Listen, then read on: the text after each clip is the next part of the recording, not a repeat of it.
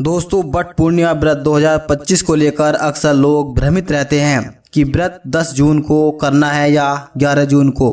हम आपको बताने जा रहे हैं सही तारीख और सही समय, ताकि आप बट पूर्णिमा का व्रत विधि पूर्वक कर सकें और इसका शुभ फल प्राप्त कर सकें। दोस्तों, हर महीने की पूर्णिमा का व्रत श्रद्धा और भक्ति भाव से रखा जाता है। माना जाता है कि पूर्णिमा के दिन पूजा करने से घर में सुख शांति बनी रहती है और घर में खुशहाली आती है। इस दिन स्नान और दान का भी विशेष महत्व होता है। जेठ माह की पूर्णिमा को जेठ पूर्णिमा कहा जाता है, जिसे बट पूर्णिमा व्रत या जेठ पूर्णिमा के नाम से भी जाना जाता है। महिलाएं इस दिन अपने पति की लंबी आयु और सुखमय वैवाहिक जीवन की कामना करते हुए व्रत रखती हैं। आइए जानते हैं दोस्तों, बट पूर्णिमा व्रत या जेठ पूर्णिमा व्रत कब है। इस वर्ष 2025 में बट पूर्णिमा व्रत 10 जून को मनाया जाएगा और इसकी तिथि 11 जून दोपहर 1:13 तक रहेगी। व्रत और पूजा की शुरुआत 10 जून की सुबह 11:30 से मानी जाएगी, जो इस दिन से अत्यंत शुभ बनाती है। हालांकि जो महिलाएं उदय तिथि को मनाती हैं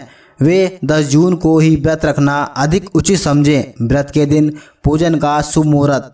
बट पूजा मुहूर्त सुबह 8:52 से दोपहर 2:05 तक रहेगा। स्नान और दान का समय सुबह 4:02 से 4:42 तक रहेगा और चंद्रोदय शाम 6:45 तक रहेगा। दोस्तों, ये जानते हैं बट पूर्णिमा व्रत का महत्व। माना जाता है कि बट वृक्ष की पूजा और उसकी परिक्रमा करने से घर व परिवार में नकारात्मक ऊर्जा, बुरी शक्तियां और दुर्भाग्य दूर हो जाते हैं। यह व्रत घर में धन धान्य और आर्थिक समृद्धि लाने वाला होता है, जिससे परिवार की वित्तीय स्थिति मजबूत होती है और व्रत और पूजा पाठ से मन शुद्ध होता है, आध्यात्मिक प्रगति होती है और आंतरिक शांति मिलती है। साथ ही यह आत्मनियंत्रण और भक्ति भाव को भी बढ़ावा देता है। दोस्तों, आइए जानते हैं बट पूर्णिमा कथा। इस कथा के अनुसार मध्य देश के राजा अश्वति ने अपनी पत्नी के साथ संतान प्राप्ति के लिए सावित्री देवी का विधि पूर्वक व्रत तथा पूजन किया था। व्रत के फल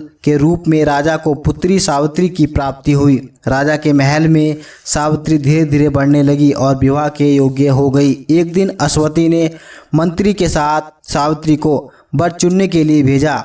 सावित्री ने सत्यवान को वर के रूप में चुना और राजा को बता दिया। उसी समय देवर्षि नारद ने राजा को बताया कि महाराज धूमसेन के पुत्र सत्यवान की शादी के कुछ ही साल बाद मृत्यु हो जाएगी। इसे सुनकर राजा ने सावित्री से किसी दूसरे वर को चुनने के लिए कहा, मगर सावित्री नहीं मानी। नारद जी से सत्यवान की मृत्यु का समय ज्ञात करने के बाद भी वह पति व सास ससुर के साथ जंगल में रहने लगी। इसके बाद नारद के बताए समय के कुछ दिनों पहले से ही सावित्री ने बट सावित्री व्रत रखना शुरू कर दिया। जब यमराज उनके पति सत्यवान को साथ लेने आए तो सावित्री भी उनके पीछे पीछे चल दी। इस पर यमराज ने उनकी धर्मनिष्ठा और पतिव्रता से प्रसन्न होकर वर मांगने के लिए कहा। सावित्री ने सबसे पहले अपने नेत्रहीन सास ससुर के आंखों की ज्योति और दीर्घायु की कामना की। फिर भी सावित्री को पीछे आता देख दूसरे वर में उन्हें यह वरदान दिया कि उनके ससुर का खोया राज्यपाट वापस मिल जाएगा। आखिर में सावित्री ने 100 पुत्रों का वरदान मांगा। चतुराई पूर्वक मांगे गए वरदान के जाल में फंसकर यमराज को सावित्री के पति सत्यवान के प्राण वापस करने पड़े। यमदेव ने चने के रूप में सत्यवान के प्राण लौटाए थे, इसीलिए प्राण रूप में बट सावित्री व्रत में चने का प्रसाद अर्पित किया जाता है। जो भी यह व्रत रखता है उसके जीवन में हमेशा सुख शांति का वास होता है।